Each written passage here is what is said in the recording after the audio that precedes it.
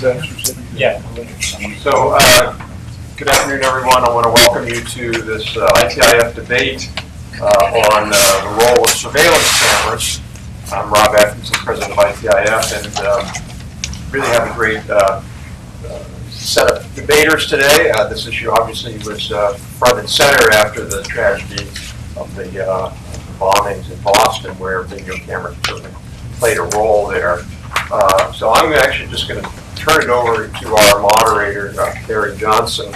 Let me just quickly introduce her. Also, for folks in the audience, we are videotaping this and also live streaming it.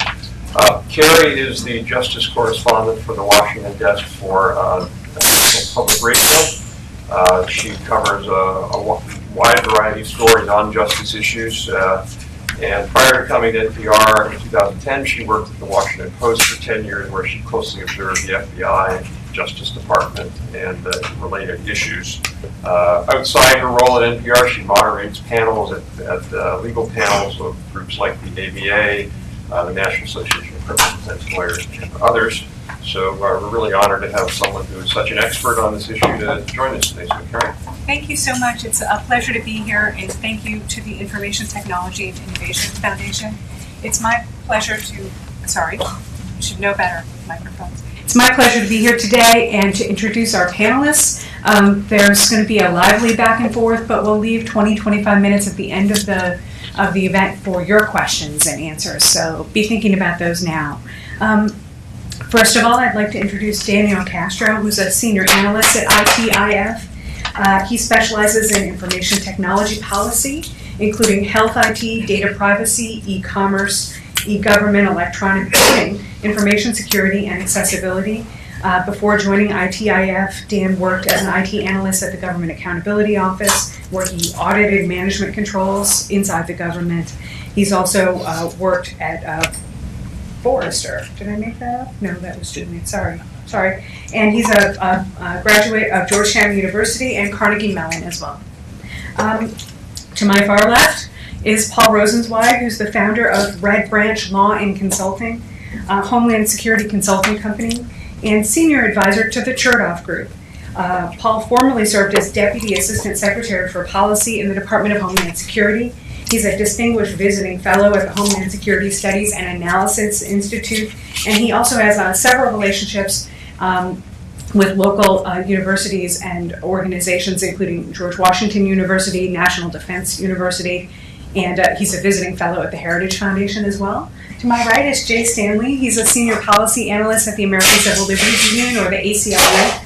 Jay works in the Speech Privacy and Technology Project, where he researches, writes, and speaks about technology-related privacy and civil liberties issues and the future of all of those issues. He's the editor of the ACLU's Free Future blog and has authored a variety of influential reports on privacy and technology. He also worked at Forrester. I'm sorry.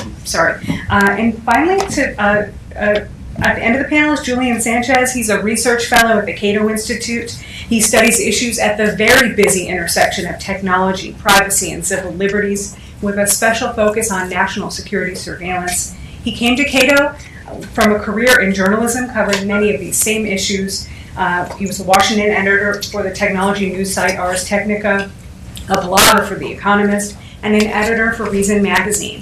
So just to give you a short sense of what we're doing, we're going to do some opening statements from each panelist, and then they're going to cross-examine each other, which may be my favorite part of the program. We're going to start first with Mr. Daniel Castro.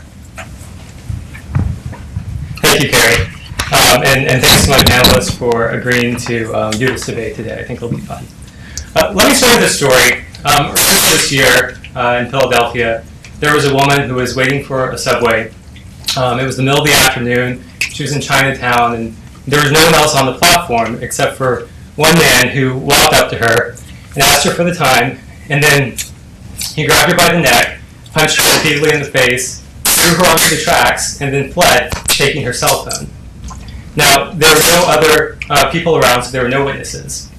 And even if she had been able to identify her attacker, there was likely little evidence that would have tied him to this crime. Fortunately, in this case, the story has a happy ending. For one, she was able to pull herself off the tracks and wasn't seriously injured. But two, there was a public surveillance camera on the subway platform The police were able to see what happened, they were able to identify her attacker, and within 2 days they had the man arrested. I want to start off with the story because I think most people know that surveillance cameras are very useful in some of the high-profile crime that we've seen in terrorist attacks, the Oklahoma City bombing, the 2007 London subway bombing, most recently in the Boston Marathon bombing. People understand that surveillance cameras have been very useful in solving these crimes, but what they don't necessarily know is that it's really every week that cities around the world are using cameras to solve crimes, to reduce crimes, and to make police forces more efficient. I want to touch on each of these points. So I think the biggest benefit that we have from public surveillance cameras is really its ability to help police and law enforcement solve crimes or resolve crimes. It helps them understand what happened, figure out the sequence of events that led to a crime, understand details like was a getaway car used, were weapons used? If there were weapons used, were they left behind at the scene? Where should they be looking for clues? It allows them to identify suspects, allows them to identify eyewitnesses that they can then find out who else was there, who else they should be talking to. It can help them identify accomplices. And I think very importantly, of course, it also helps clear innocent people, people that might have been accused of doing something, but the evidence clears them. The video evidence is also very useful for getting confessions. This does two things. First of all, it makes the process of law enforcement go faster, and so it's less costly. And it's also very useful for if you do end up going to trial, you can actually have more useful evidence. There are often times where an eyewitness is not considered credible, and by either using the video footage as supplementary evidence or as the only evidence, it can be very useful in prosecution. And this, of course, gets to the second point, which is this helps get criminals off the street, right? This is what we really want. So public surveillance cameras can reduce crime in multiple ways. The first way is kind of the most obvious, is that it provides police intelligence about what's going on in the community. That allows them to do the standard policing that goes on. Baltimore launched a very successful crime watch program a number of years ago where they deployed hundreds of cameras throughout the community. And one of their early success stories was when they had some police officers who were monitoring the cameras, and they saw a man outside of a convenience store stop and put on a ski mask. Well, that was anomalous behavior, so they sent a police officer over there, and they were able to stop a robbery that was in progress. Since then, this has happened again and again. In 2010, the Baltimore police reported that they had over 1,200 camera-initiated or camera-assisted arrests, and those numbers have been more or less the same. Urban Institute did a study in Baltimore of the effectiveness of the program, and they found significant declines in total crime, in violent crime, and in larceny, and they were looking over a 5-year period. But even the camera's mere presence can help deter crime in a number of ways. First, criminologists kind of talk about the crime triangle. So you have 3 things that you need to have a crime. You need opportunity, you need location, and you need victim. And the public surveillance cameras get to especially opportunity and location. So criminals want to avoid getting caught.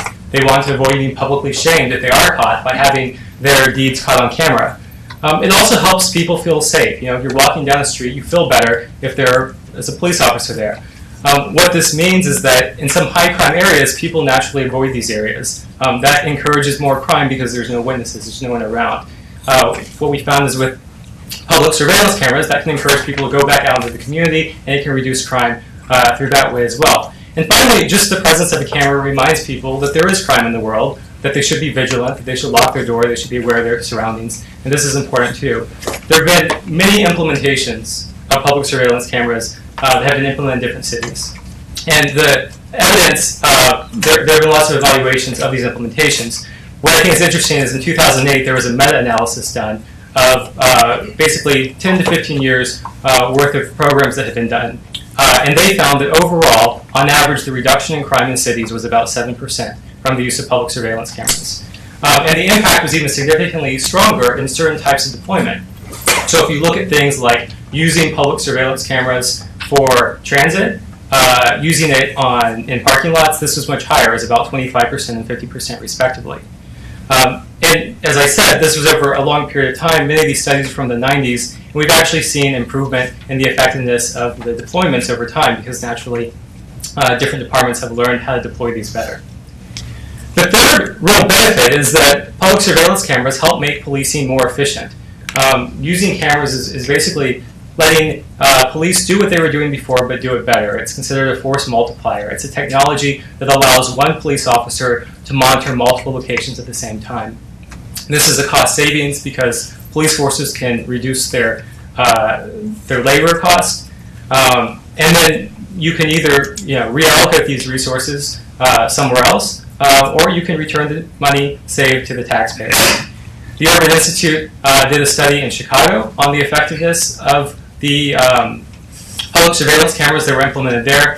They found that for every dollar spent on the camera systems to operate and maintain them and to deploy them, the city saved almost $3. So they saved $3 for every dollar spent. A significant savings there. I would just mention that the other kind of benefit to police forces is that it does help prevent abuses. It helps hold police accountable just as it holds citizens accountable for their behavior. So I just want to end by talking about how the technology has changed, because I think it's important to remember that the technology has continued to improve over time, and as the technology improves, we'll likely see continued improvement in the types of outcomes here.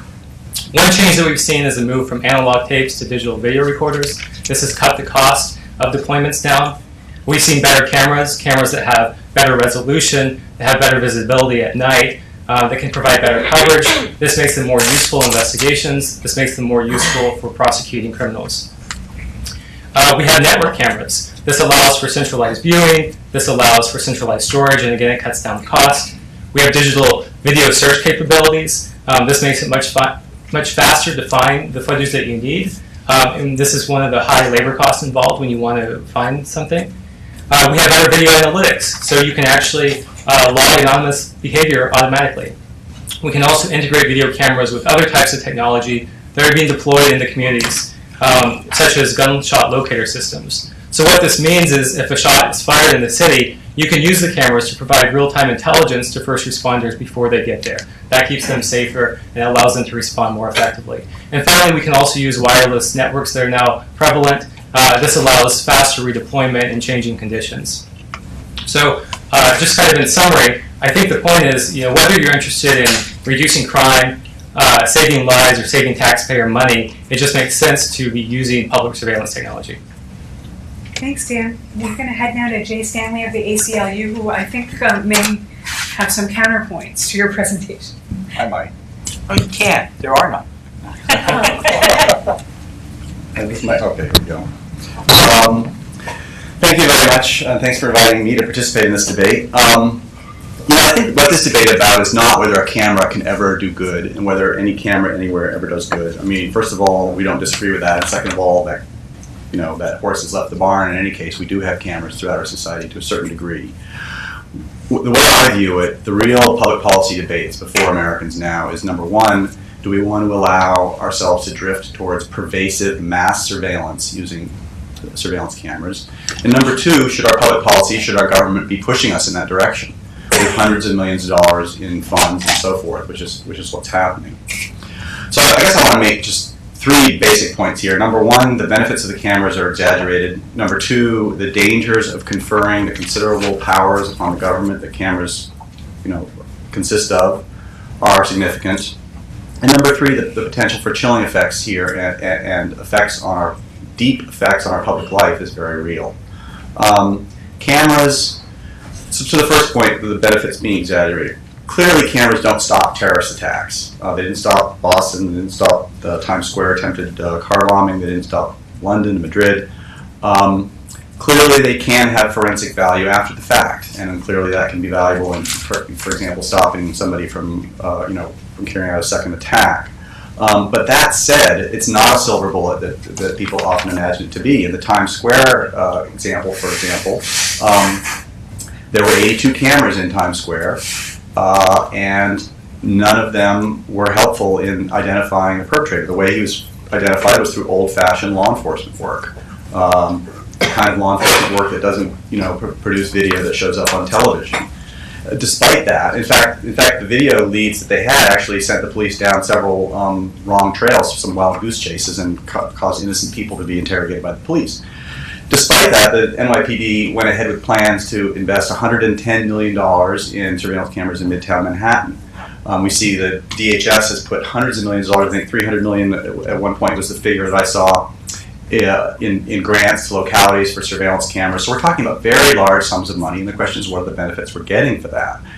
There's an opportunity cost. That money could be spent on other law enforcement techniques such as community policing, which may be more effective. And the question is, what's the what do cameras get us, but what is the marginal improvement in safety and security that we get from these cameras, aside from the fact that we already have cameras in most high-profile spots, which we, the ACLU, have never opposed. I mean, going back to 2002, we've always said we don't have a problem with cameras at, the Statue of Liberty or places like that. The places that tend to be high-value terrorist targets also tend to be swarming with personal video, people's own videos. So for all these hundreds of millions of dollars, we're getting cases where, in terms of terrorism, where the personal video, the existing video don't do anything, and yet these additional video cameras do. And so, I think that that's just an outline. And then, of course, there's the whole question about getting away from terrorism to routine crime.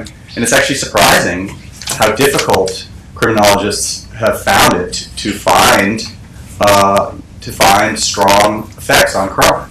There have been studies all over the map, but the overall picture is quite muddy. So my second point, the dangers of conferring the power of surveillance cameras are significant. There are the well-known sort of dangers of voyeurism, of ethnic targeting, which studies found in Britain took place very frequently.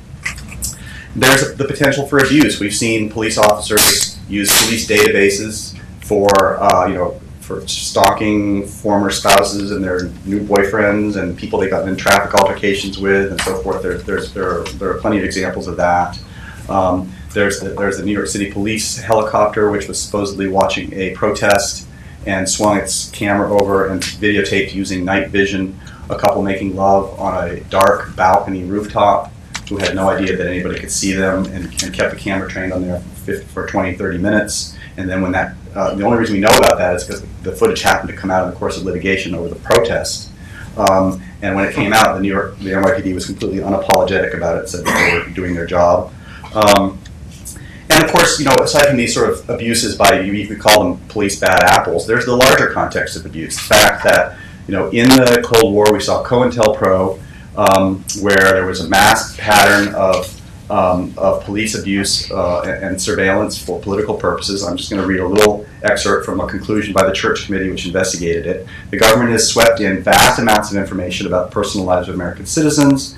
This has continued for decades, despite the fact that these groups did not engage in unlawful activity. Groups and individuals have been harassed and disrupted because of their political views and their lifestyles.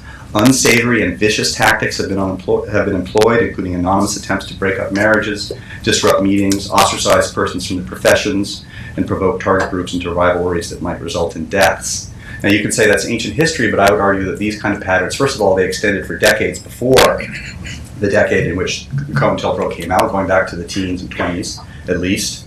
And second of all, the sort of political targeting continues to today. We see the Talon database, which kept surveillance on anti-military protesters and peace protesters. We see urban police intelligence units being recreated, the monitoring and infiltration of Occupy protesters, the targeting of Arabs and Muslims, the routine and intentional and foreplanned suppression and invasion of constitutional speech rights at the political conventions and other large gatherings as a conscious strategy.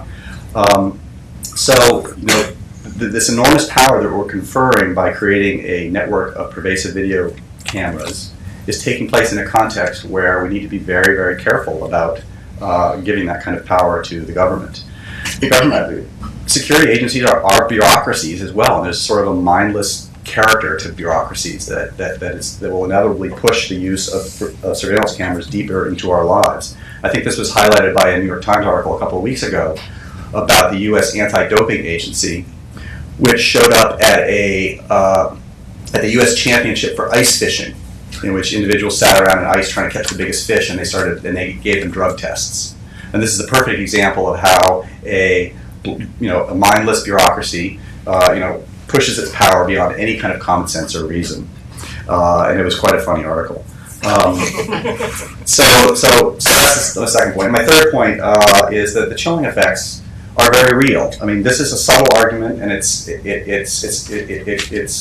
very abstract compared to sort of some of the common sense, anecdotes. But I think that it's nonetheless very real. I mean, we're really entering a new period, a radical experiment, if you will, in human history, where we start to videotape everything that everybody does once they step outside of their homes or other private spaces. It's never been done before, and we don't really have experience with that.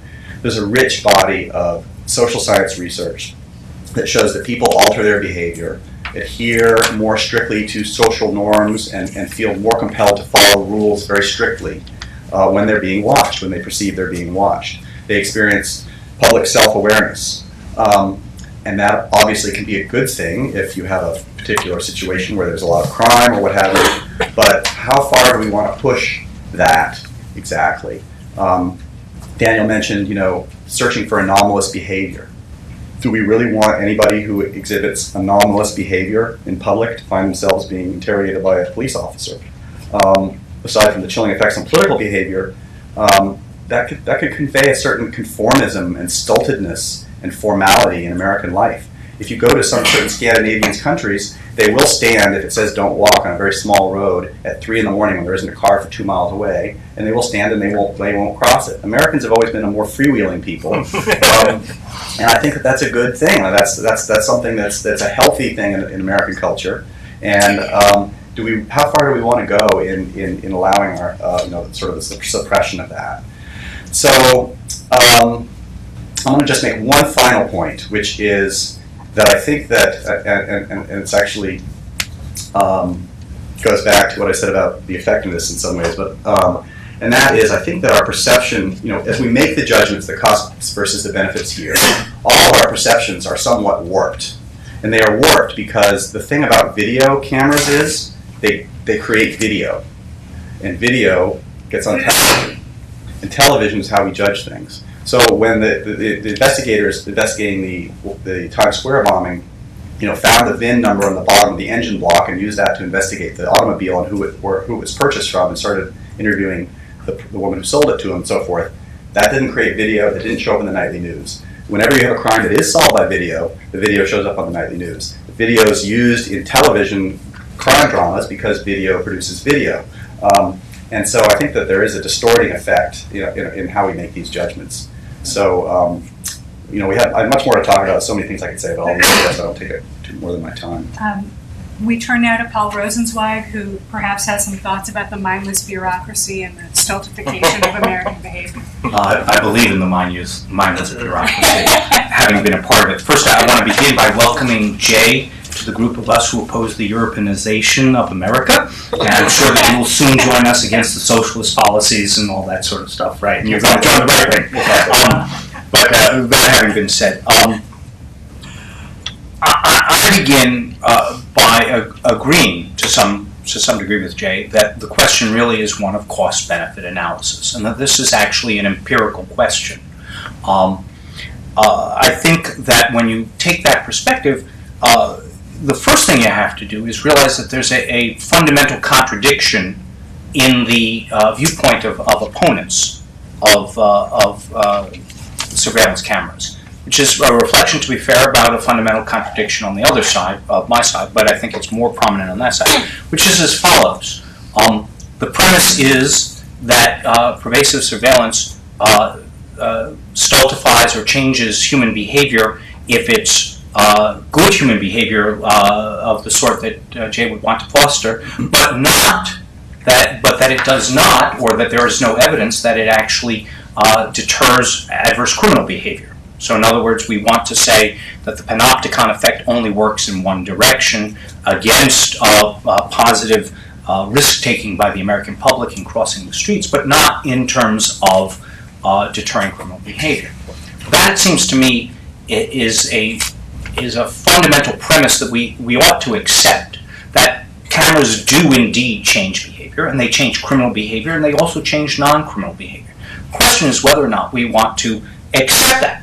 Now, there are a couple of ways you can think about that. I think the way I start is by realizing that no human endeavor of any sort is perfect in practice, right? And that there are only two answers to that fundamental conundrum. The first one is to prohibit the practice because you think that the error rate is too great and that you cannot buy the false positives. Or, if you think that the benefits are worth the candle, you put into place oversight and surveillance and audit systems of one form or another in order to try and minimize the negative consequences while maximizing the benefits. Now, historically, that's the course we've taken with respect to government power and policing. We give every cop guns. It's a pervasive thing. Every police officer in America is armed. And we do this notwithstanding the fact that we are absolutely certain, as we do that, that some fraction of those police officers will misuse their weapons, either by accident or on purpose. Some will shoot the wrong person accidentally. Some will engage in racist behavior and shoot somebody out of an improper motive, or they'll shoot their wife's their wife's lover or something like that. But we don't outlaw the guns, right? We don't have a system that says the risk of that failure methodology is too great. Instead, we do all sorts of, well, admittedly kludgy things, training, hiring, auditing, internal affairs divisions, administrative processes, criminal processes in the end, because we, in the end, believe that the advantages to society of having an armed police force in stopping and deterring crime more generally are well worth the disbenefits that arise from the infrequent police misactions that we know will occur. So how does that play out in the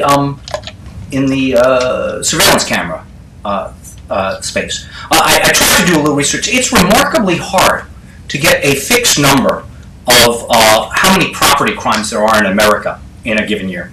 The databases aren't that good. The FBI has some. So the best number I found was roughly 30 million such incidents across the nation annually. And those range, right? I couldn't get any differentiation. But if we accept the meta-analysis of 7% reduction and we limit it to property crimes where surveillance cameras are said to have been more effective than in the reduction of violent crimes, that's 2.1 million property crimes that don't happen, roughly, every year by virtue of having surveillance cameras in place. Now, I can't tell you how much money was saved from that because you can't put a value on each one of those, but that's an awful lot of criminal behavior that isn't occurring or seems to be being deterred by the existence of cameras. Now, balanced against that is what I would call real but theoretical problems about changes in culture that I think can be minimized in a whole host of ways, and I'll talk about that in just a second, and real but pretty infrequent by anybody's standards instances of actual police abuse. I mean, the frequency with which we know that this is happening is relatively small. I'm sure, as Jay would say, that there are instances that we're unaware of and we don't know what we don't know, so I would concede that. But we haven't seen a wellspring of reports of police abuse, and we haven't seen that notwithstanding the fact that today, unlike in the COINTELPRO era, we have lots of really great organizations like Cato and the ACLU who are spending their time trying very hard to protect us all from that sort of abuse. Indeed, I kind of join Michael Kinsley in the view that I love the ACLU. They are the canary in the mine shaft, and their job is to protect me. That's why I actually give to Cato, not to the ACLU. Sorry, Jay. But I give under to Cato for that very reason. So how would we want to go about structuring an oversight and audit policy that would give us the benefit of surveillance cameras without the disbenefit of police abuse? I think we have a good model here in the District of Columbia. It's not ideal, but there are pervasive surveillance cameras, government-owned and operated surveillance cameras around D.C. They're not all, some of them are not on all the time, right? They're only turned on when large-scale events are happening within the district. Protests on the mall, the annual World Bank meeting where there's some fear that some of the protesters might engage in violent behavior, that sort of thing, right? And there's a limited retention time, right? If nothing has happened, the data from those surveillance cameras is destroyed after a short period of time. And there's an internal audit process that's managed by the DC Council that ensures, to the extent you can ensure anything, the police compliance with these sorts of rules. And indeed, on the one instance in recent memory in which they seem to have violated the strictures that were imposed on them, the DC Council had a hearing, yelled at them, and the behavior was, it seems, corrected. Is this a perfect system? No. There's no such thing as a perfect system for controlling human behavior, at least not in my judgment and in my experience. But what it is a reasonably effective system of audit, oversight, and control that in the end allows us to get as much of the benefit as we can out of surveillance cameras. That is the knowledge that they're there and available in this instance, times when it is likely that we think that there's more likely to be the need. I would make one final point, or two final points. I will take the opportunity to pre-butt Julian, who has written about the virtues of using private surveillance cameras, as a replacement for government-owned surveillance cameras. And I would agree with him that that's a wonderful supplement to government surveillance, and I think that's to be commended. I would suggest, however, that in the end it's a fundamental misconception that public security is a public good for a reason, right? That we provide a uniform police force across the city precisely because we don't want to have it, the security of a police force distributed unevenly on the basis of class and ability to pay.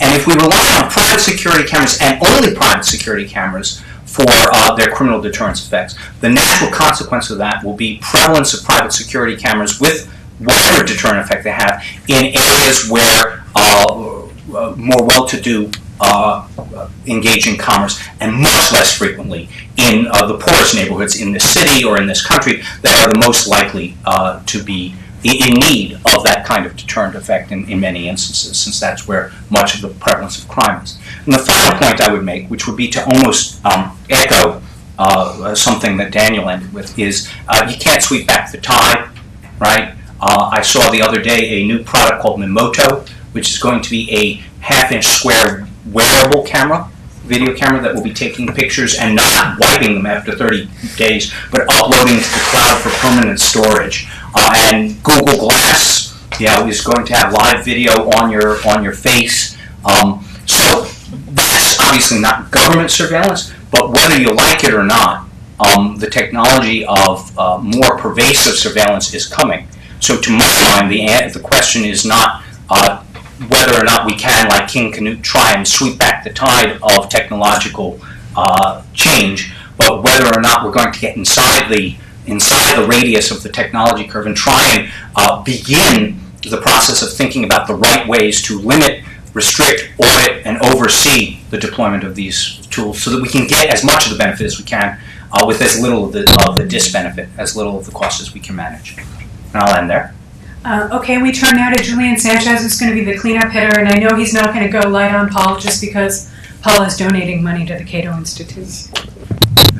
You forgot that this is an impressive judo flip, actually. Thank God we have Cato in the ACLU, so it's safe to have a surveillance state. So I want to begin where Paul left off, because I do think it's important to stress that this is a debate about really public and citywide networked surveillance systems, the kind we've seen in London most famously, but also Chicago, New York, Baltimore. And that's important because, as Jay stressed, this really is an argument where the question is one of marginal benefit, not can you find an anecdote where a camera was useful for something. Anything you devote law enforcement resources to that isn't, completely frivolous, after the fact you will find some instances in which it was useful for some purpose. That is not the correct analytic standard when there's a range of different things you can be devoting those resources to, and the question is, what gives you the most bang for your buck? And I think precisely because, as Paul suggests, surveillance technology is becoming cheaper and is more widely distributed in private hands, extraordinarily costly and, in some ways, perilous to civil liberties, publicly sponsored systems make less sense the more non-public surveillance we already have. We saw, of course, in Boston that Lord and Taylor camera ended up being the one that was useful for identifying the perpetrators there. Within a week after that, the police in my neighborhood actually were canvassing after a mugging, basically asking for private surveillance video that might have been useful. So the question is, if private entities are already increasingly deploying their own camera systems, the first steps in estimates that in the first decade after 9/11, there were 30 million surveillance cameras purchased and added to the streets and active, and only a tiny fraction of those are public government-run ones. We can get, if the real benefit of these cameras is not the sort of fantasy of aberrant behavior detection, preemptive, kind of rapid intervention. I mean, it will happen occasionally, but it is rare. As opposed to after the fact, sort of forensic utility. Should we be spending money? Another thing the urban study found is that invariably these systems are far more expensive to maintain and operate over time than they're initially estimated to be.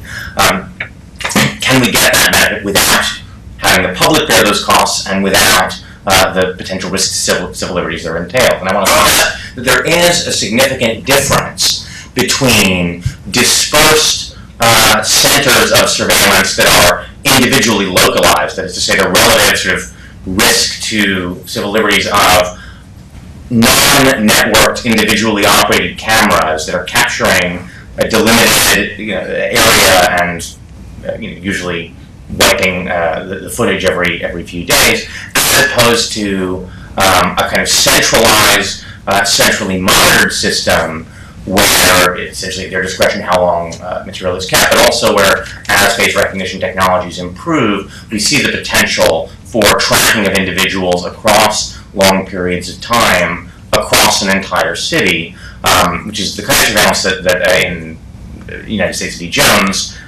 Justice Alito's concurrence suggested could implicate the Fourth Amendment rights even when that kind of monitoring is done in a public place.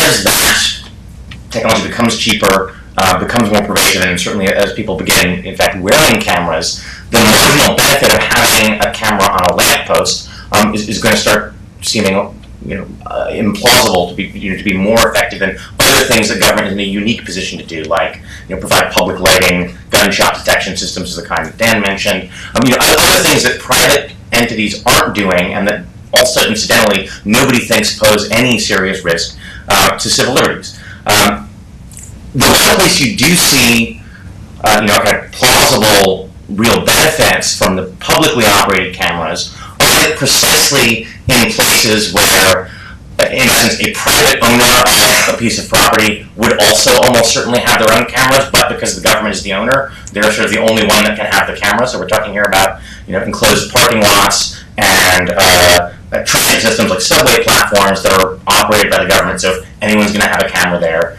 the government sort of has to operate it. I don't know about Jay. I basically have no problem with that. If you have subway platforms where there's crimes late at night, then sure, it may well make sense to, in those specific places, have cameras. They may be effective there because those are places criminals specifically sort of seek out, because they're places where people are alone late at night, and the crime is really in a way geared to that location.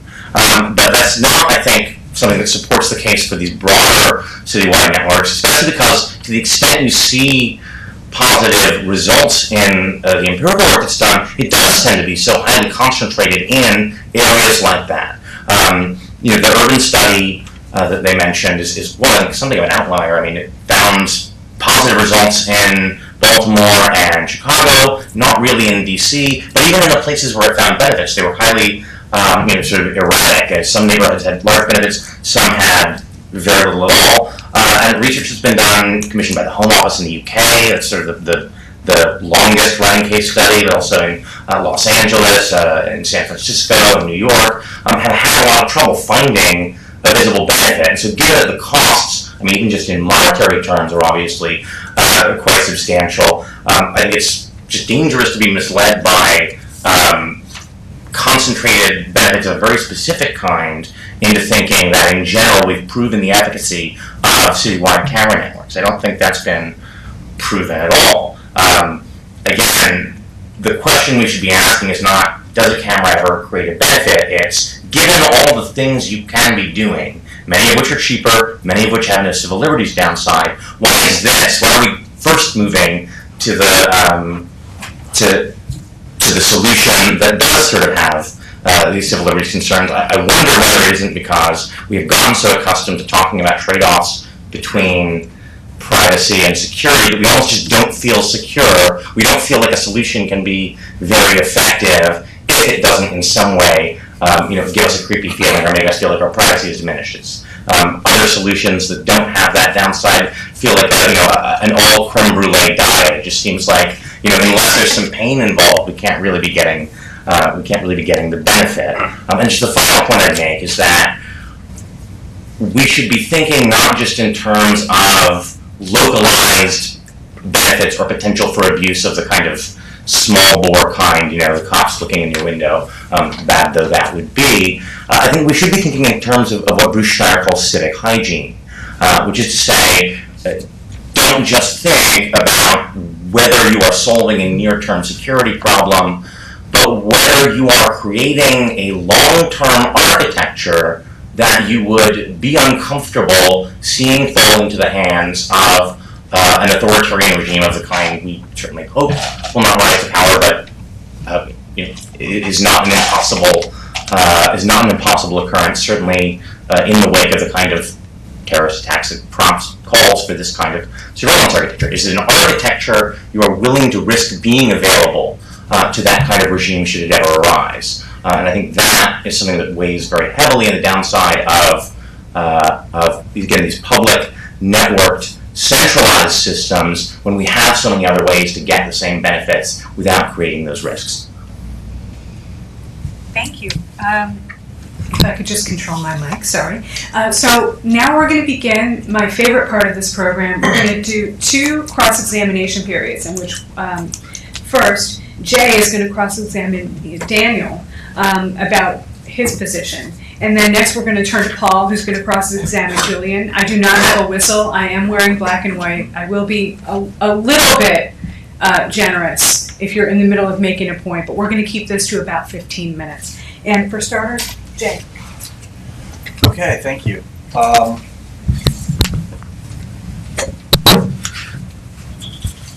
guess my first question is,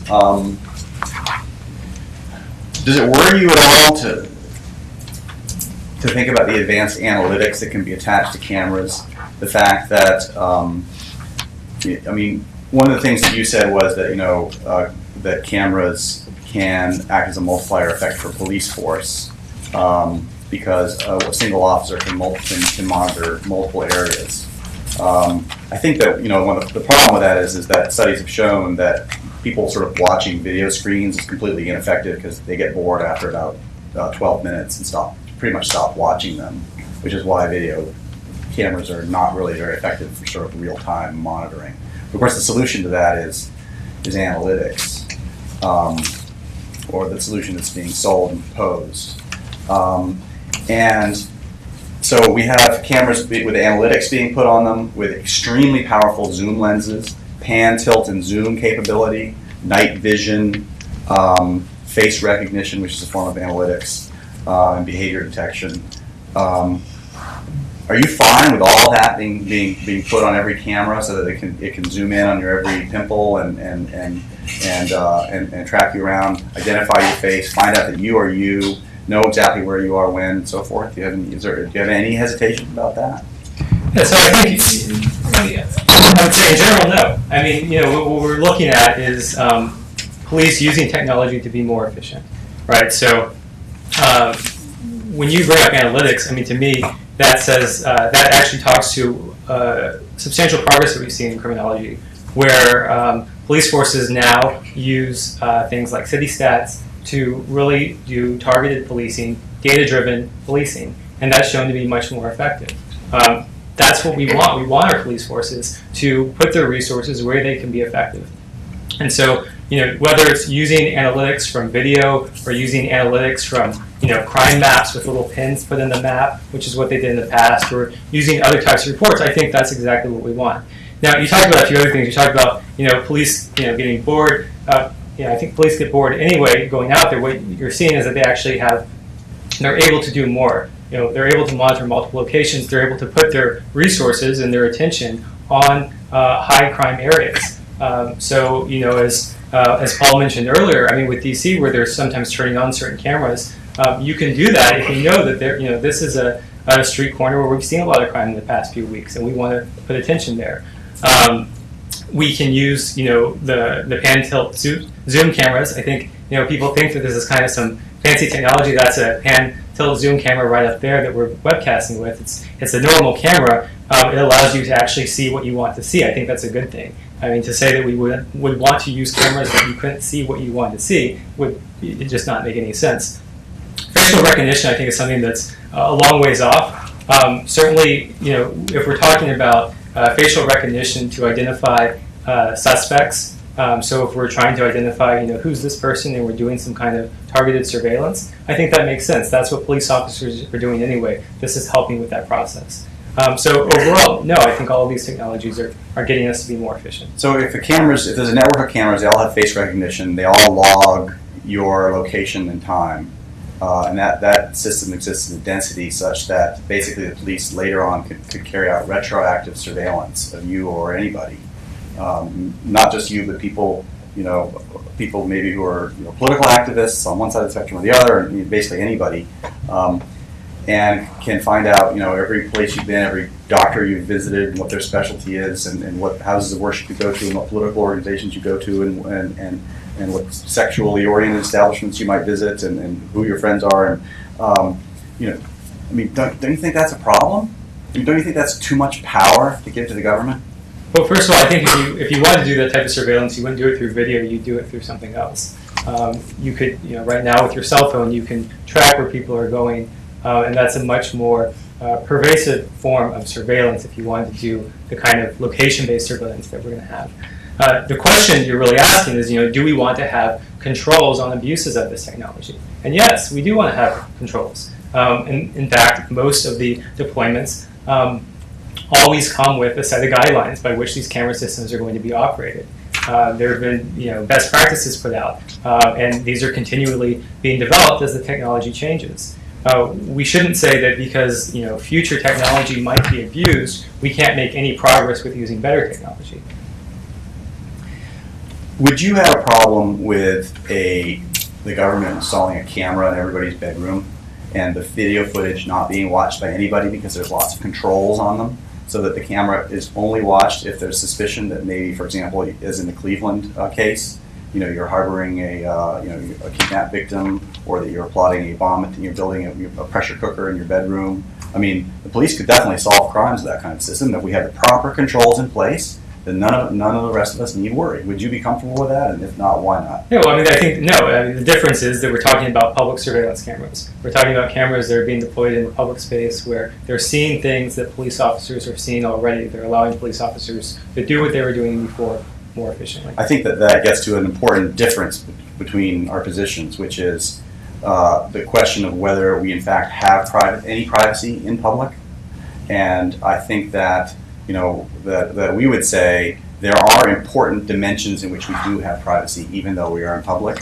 For example, as you go about your day, you may be under the visual surveillance of those who are within visual range of you, but the monitoring that takes place of you is fragmented, and that the fragmentation of the surveillance of you is an important privacy protection. Whereas if somebody has a bird's eye view of you as you travel throughout your day, that's an important dimension of privacy that one is losing.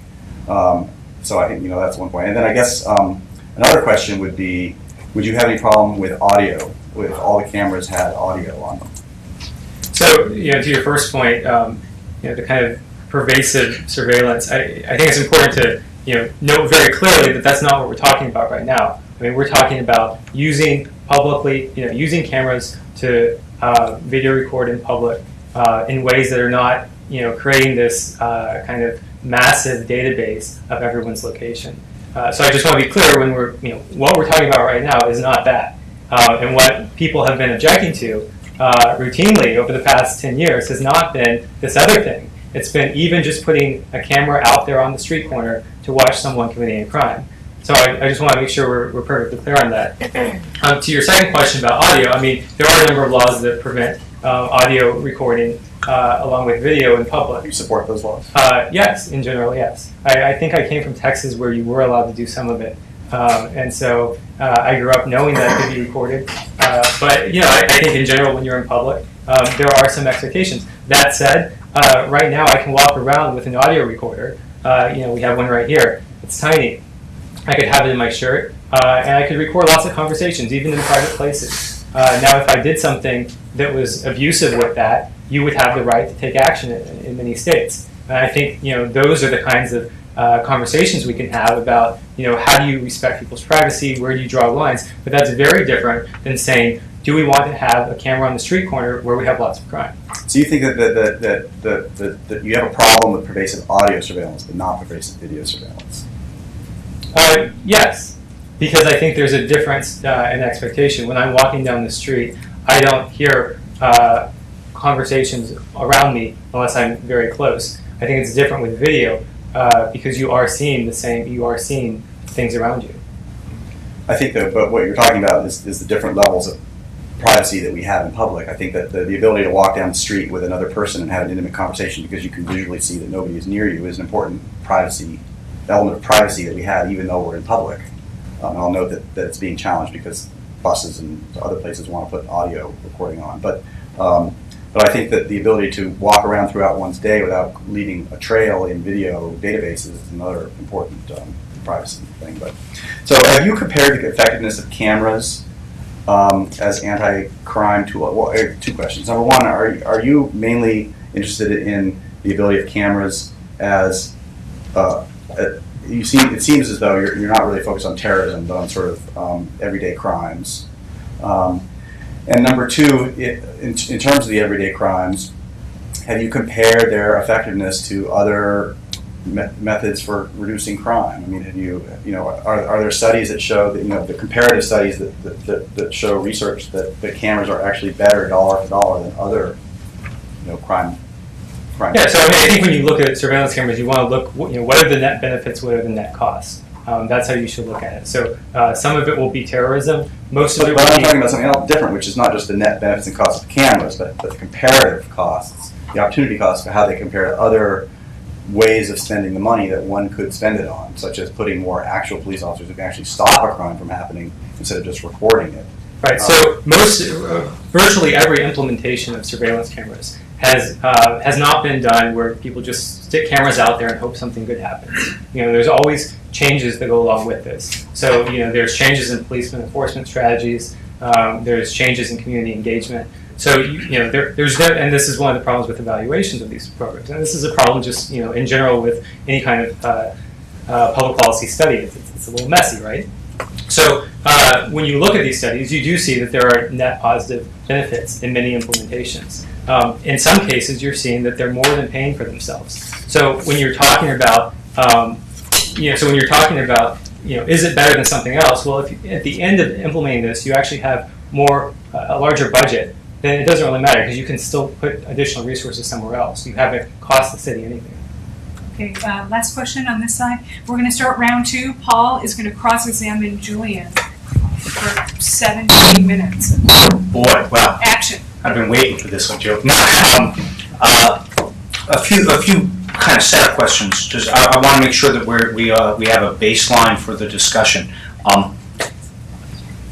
You questioned the studies about effectiveness. I assume that we are in agreement that all of the studies that we're aware of are either neutral and ambiguous or positive. That is to say, I'm not aware of any study that says that the use of public surveillance cameras has a negative effect. I think I may have seen one or two, but those are certainly outliers. Yes. Okay. So we're starting at here and maybe moving up, right? Well, of course. I mean, if these are systems that cost.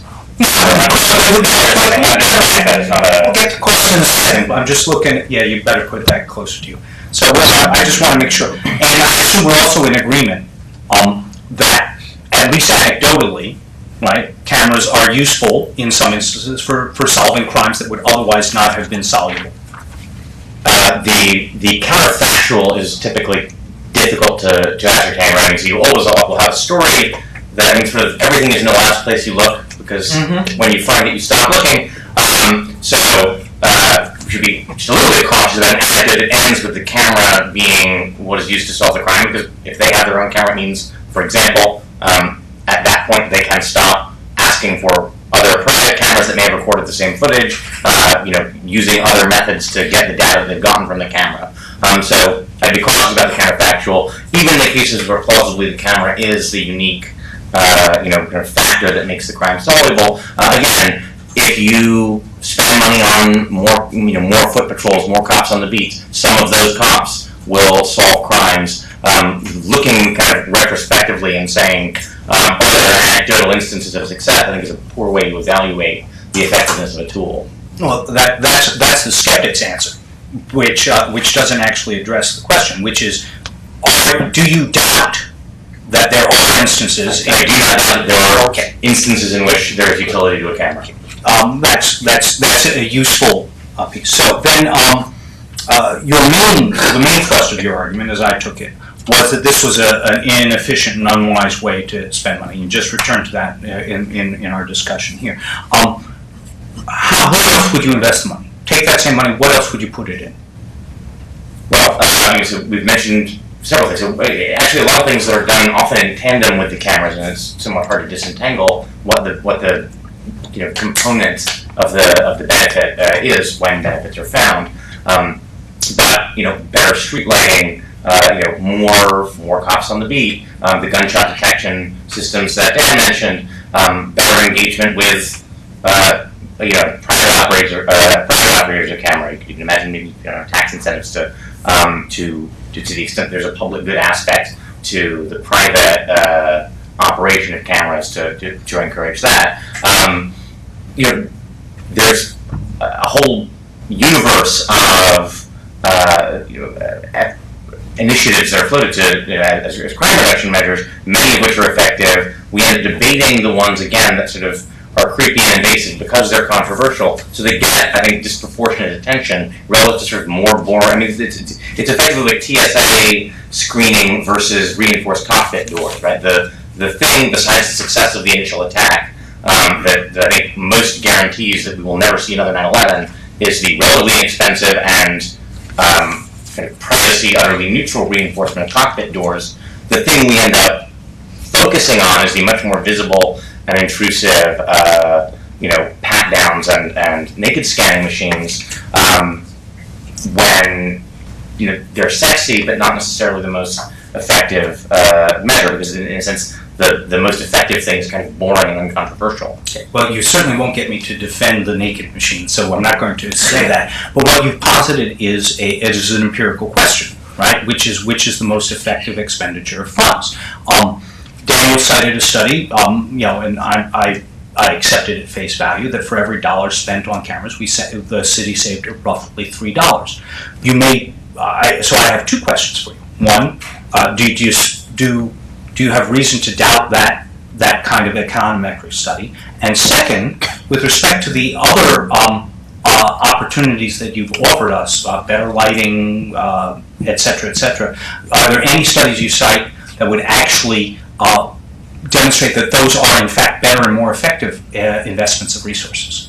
So I'm not really that's that is a good research program in effect, and what we at least ought to engage in before implementing systems that we know are high cost and that only occasionally have benefit. I won't say that let's say for example the urban study, which is again as far as I'm aware the most positive one about the effect of these citywide networks.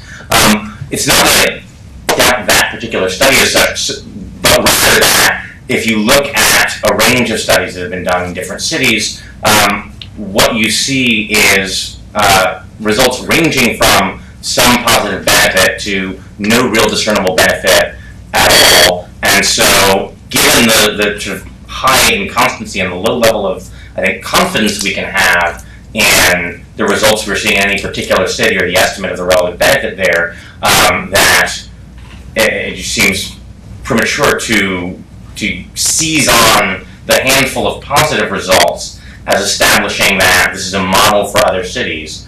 Certainly, especially I think when the way that sort of rhetorically this is advanced is with a focus on terrorism in a way that I think is likely to skew the implementation in a way sort of away from the thing that cameras actually seem to be effective at, which is locations like public transit and parking lots and that sort of thing, which is not where you're going to focus your efforts if what you're really thinking is that you're going to use these as a terror prevention tool.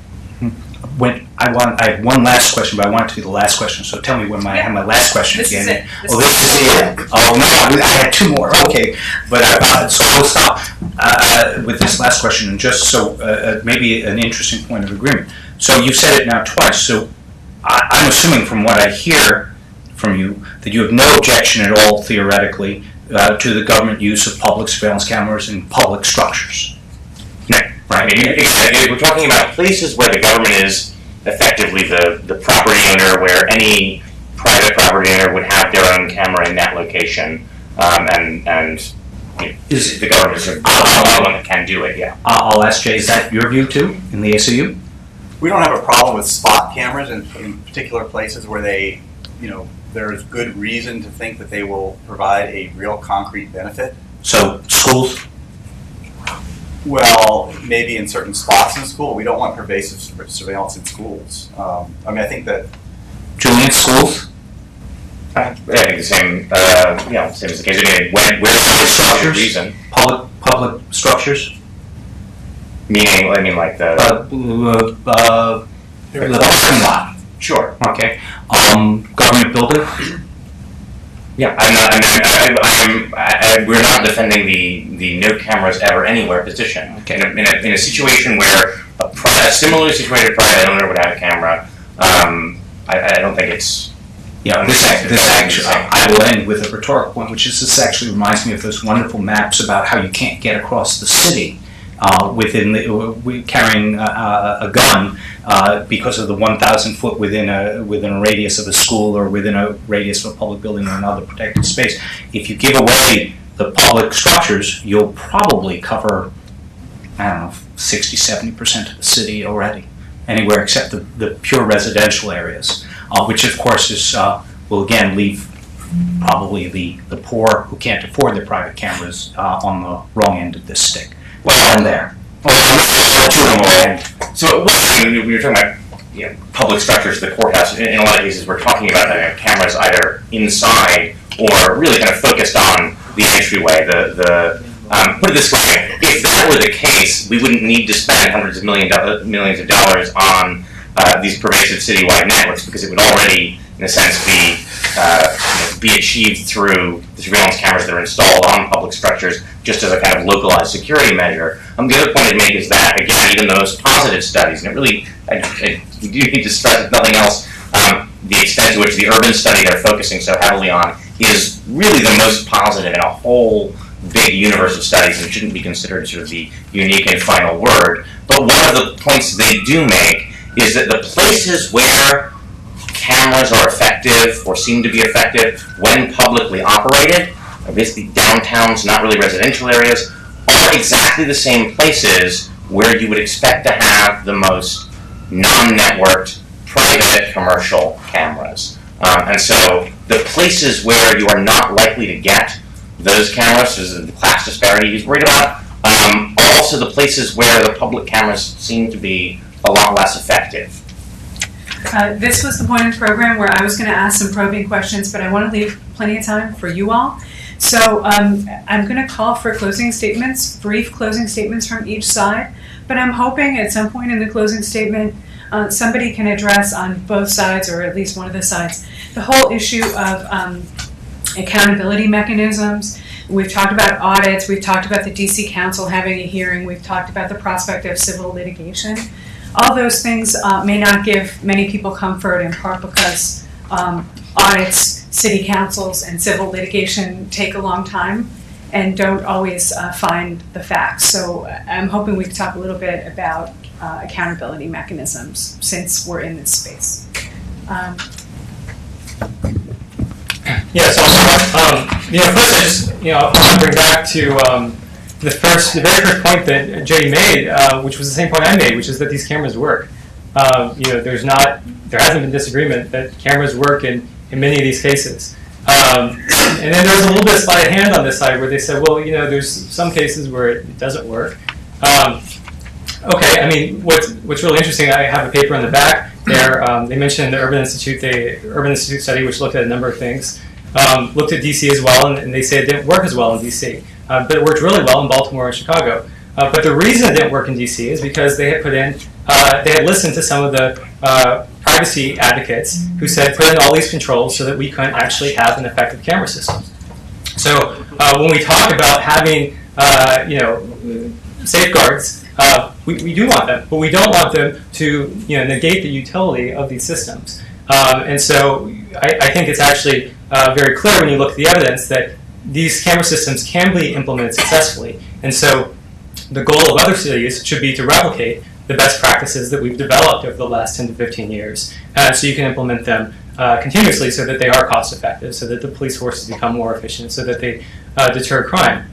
And the second point I want to make is that overall people do say they want these cameras. And this has been going back for a number of years. In 2007, ABC Washington Post did a survey, and Americans 3-to-1 favored increased use of surveillance cameras.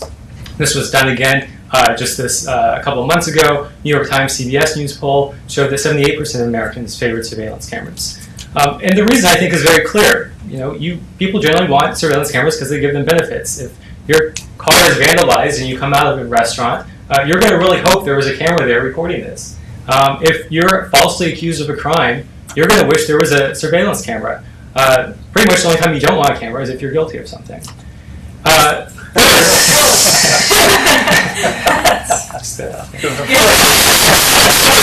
Sticking your stick in the bear's cage and rattling it.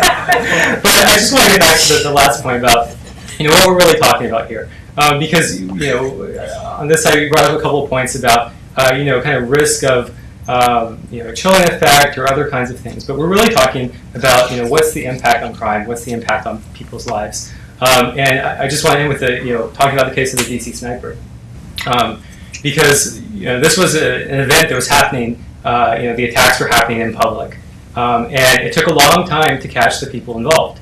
And the question really was, why did it take so long?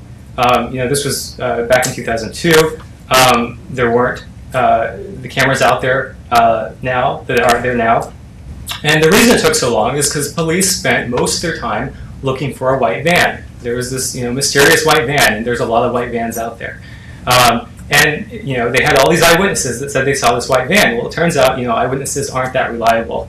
If they had better video surveillance, we might have actually caught John Allen Muhammad and Leroy Malvo much sooner. And in fact, there was a gas station there that possibly could have been recording it, but of course the gas station had the camera pointing at the cash register, because that's what gas stations are interested in. They're not interested in looking at the public spaces. So just kind of in closing, my point is here, they work, people want them. Without them, there's a serious impact on crime. So I think the case for surveillance cameras is clear, and I think it's really irresponsible not to take advantage of the technology that's available to us. Okay. So our founding fathers created a system with limits on government power. They saw fit to impose inefficiencies on police and government power in order to strike the right balance between order and freedom.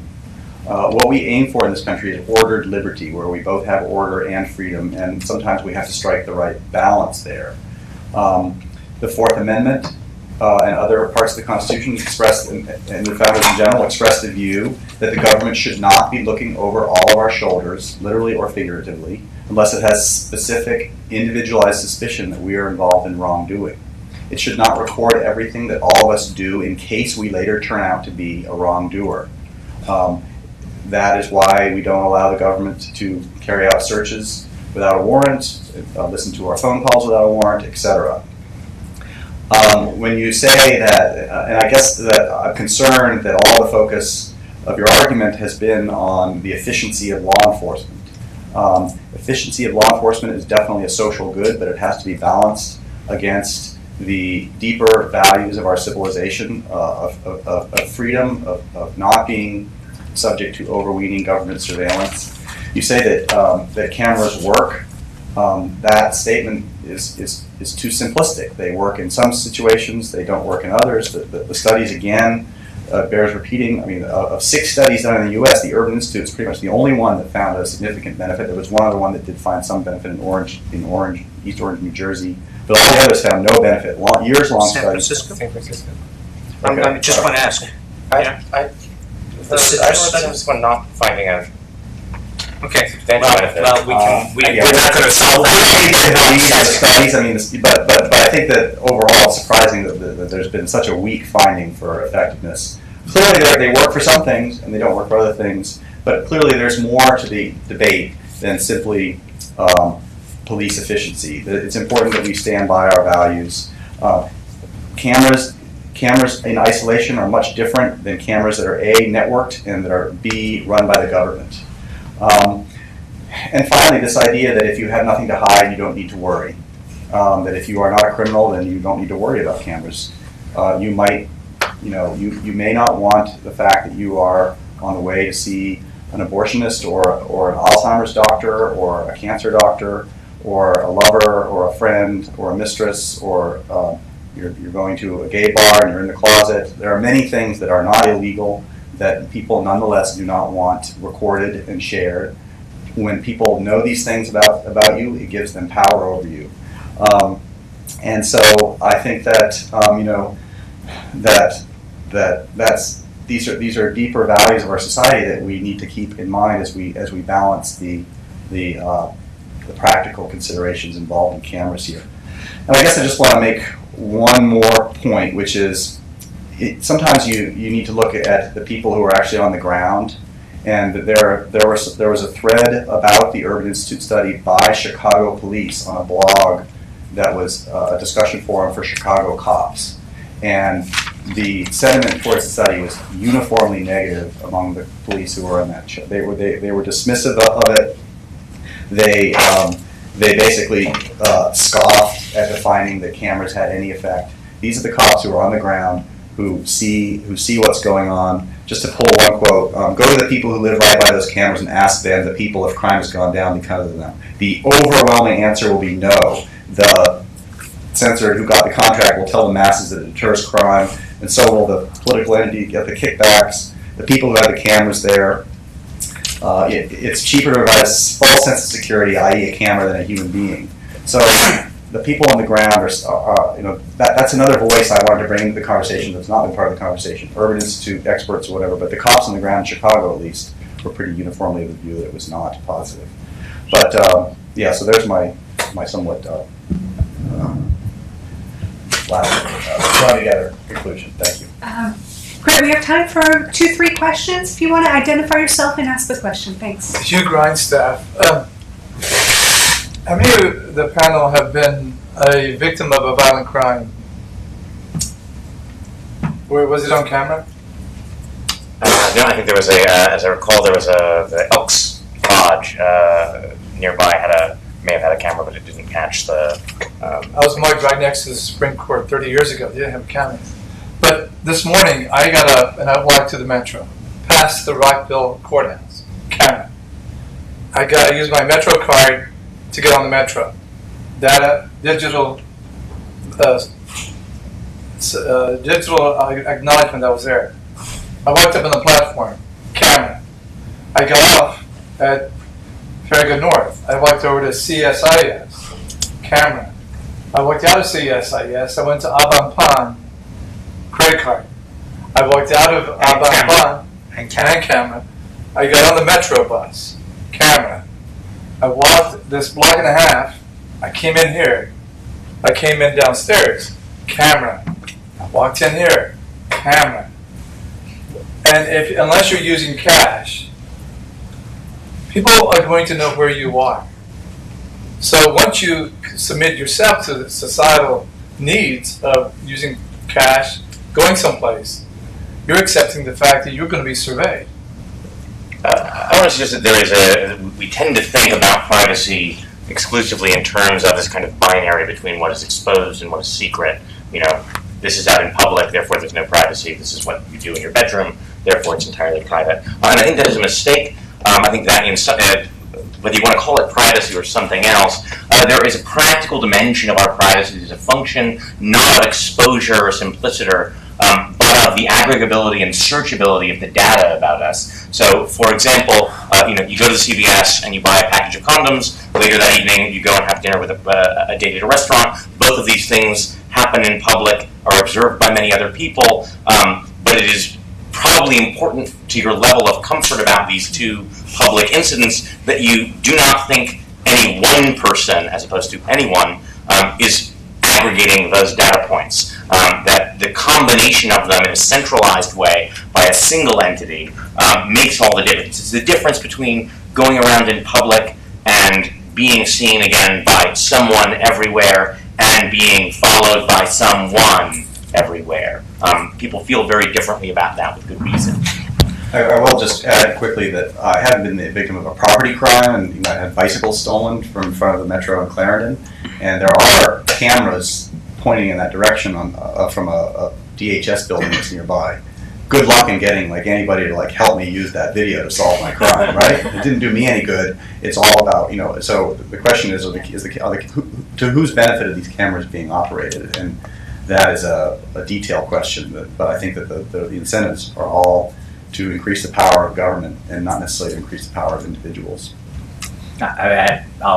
We'll let the other people ask questions. Gentleman back there, and then you sorry. Bob Gelman, I'm a privacy consultant. If there's a point of commonality here, I think that it has to do with an agreement that accountability measures are important for cameras. And I think possibly there would be agreement at the highest level of generality about limits on how long you keep data and limits on use, and we would get into details and probably fight about those. And the question I have is, do you think that there's a need, since there's so many different camera operators, if there's a need for common standards for this that may be different in some cases, like for private cameras or public cameras, but that there ought to be rules that apply to everybody, including the privately owned cameras that you talked about? Good question.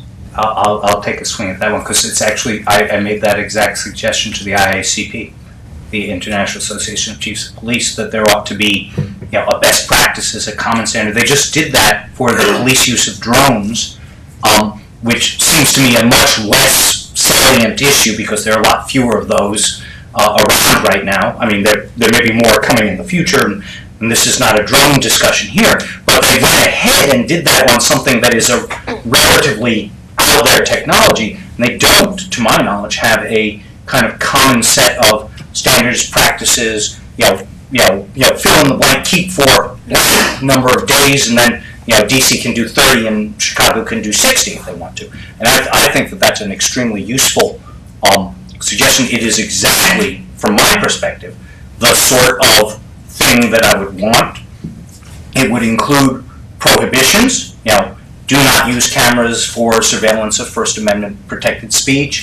It would include some categorical issues. Do not use surveillance in these, do not put cameras in these types of places, maybe, near churches, mosques. I could see rules like that. I'm not sure I know exactly what those rules would be, but I think it would be an excellent project.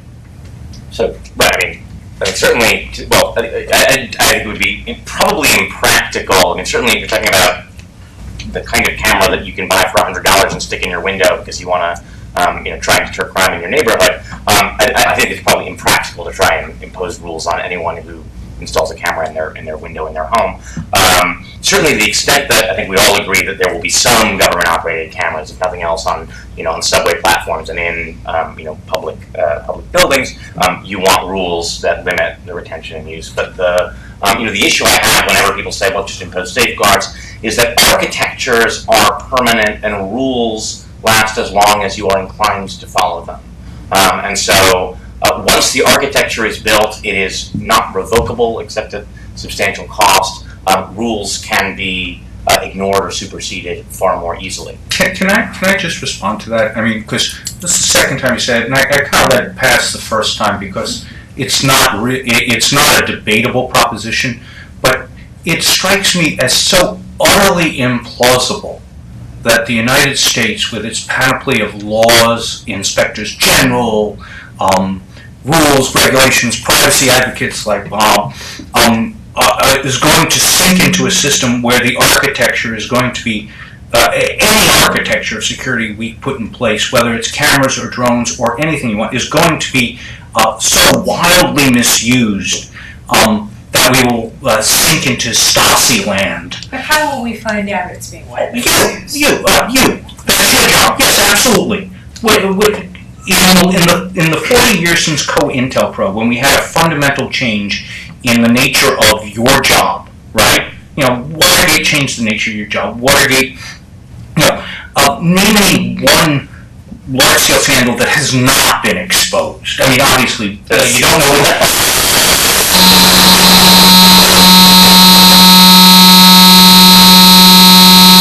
I think that's the NSA trying to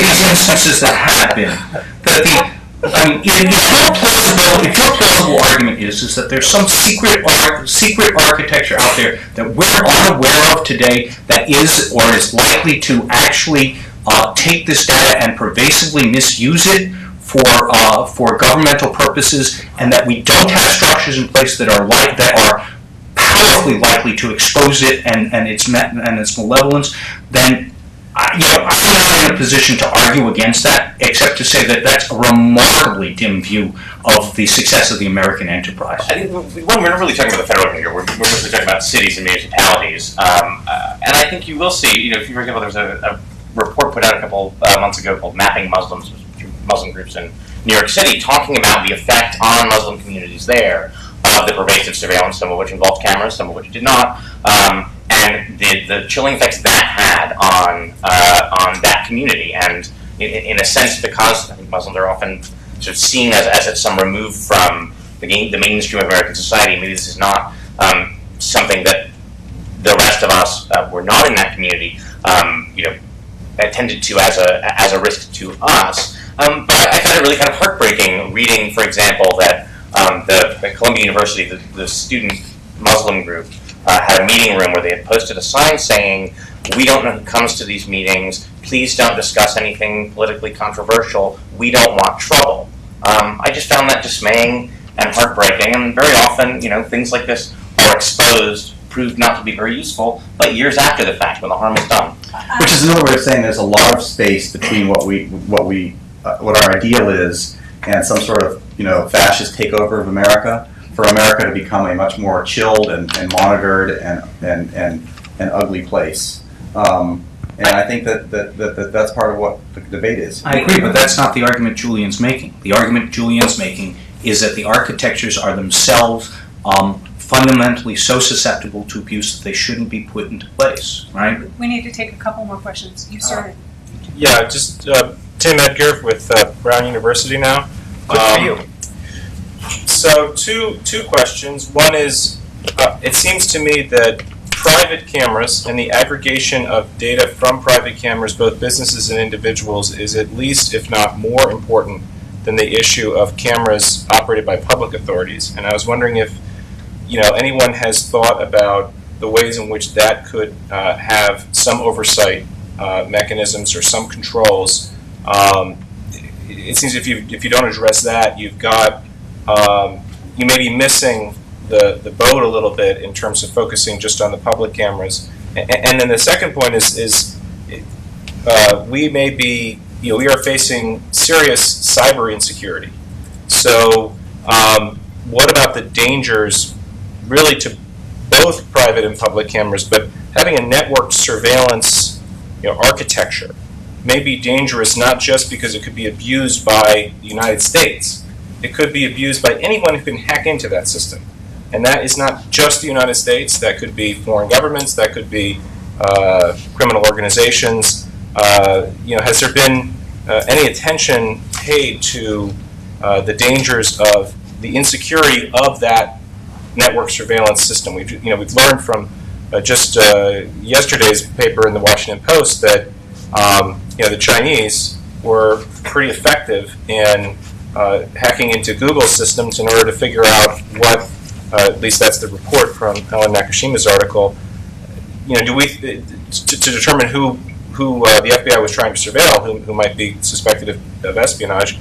There are foreign powers that could potentially exploit this system, it seems to me, and I wonder if we have any thoughts about that. I'll just answer the first of those. The second of those is a great question. It requires more answer. I was at a cyber thing in Las Vegas, a DEF CON thing, and the question was, who do you fear more, the U.S. government or Google in their data aggregation? And the uniform view amongst the cyber folks there was Google, because they're much more effective at this data aggregation than is the government. Yeah. So your point about especially things like Memodo, which is the little camera I was talking about, which is going to automatically take a picture every 30 seconds, cloud storage, perfectly capable of data analytics and all this stuff. So, yeah, I would put that one up on my freak out list too. You're talking about Google Glasses and sort of personal video recordings. I think that On the cloud. Yeah, well, in any case, The ability to crowdsource video, whether it's taken by a business or an individual or anyone else, that kind of would allow you to evade the controls that you might put on a public. I guess I have a couple points to make about that. Number one, I don't think it's inevitable that everybody's going to be wearing personal video recorders. I think etiquette will have a lot to say about that. When you sit down with a friend to have an intimate conversation you haven't seen in a long time, you're going to tell them to turn their damn camera off, right? And it's not. And there's already been a little bit of a backlash against Google Glass. It's not clear that it's going to take hold. It might end up being like the Segway, right? It ends up with a niche, but it doesn't become something that everybody does. So, and I think that etiquette is probably the proper mechanism to govern those kind of personal. The ACLU actually defends the constitutional right to take photography, of individuals to take photography in public places. We are all already carrying very small networked cameras, and the reason I don't just walk around taping everyone is that it's really creepy. It's not just like a technological barrier to my doing it. The iPhone commercial says now more pictures will take This is just picking up on a few different strands, because it seems like we left off on a topic that's actually known as surveillance, which is citizen surveillance from the bottom up as a kind of countervailing mechanism to fight the kind of abuses in the system, maybe the architecture that's in place where we have the abuse of power by, say, police, or I can't see it as effectively infiltrating things like carnivore and wiretapping, because surveillance is a sprawling topic. But why do you think there's so much focus on CCTV? We obviously see network analysis in the form of credit card storage, things online. We willingly relinquish a lot of that to Facebook and social media platforms. And the government, of course, wiretaps, we get phone lines, we get things of that nature. Do you think it's because it's in broad daylight, or it's just something that it's our last vestige, something we're trying to salvage as part of our civil liberties because of this kind of huge burgeoning government? I guess 2 quick points. Number one, video is very concrete. People see video on CSI, they see it on the network news, whereas something like data mining is very abstract. Number 2, we don't like a lot of those other things either in terms of our privacy. Those are our privacy problems. We try and solve them, but And number 3, I think that a lot of the surveillance that is taking place in other areas. I think that to paraphrase Martin Luther King, the arc of surveillance is long, but it bends against liberty.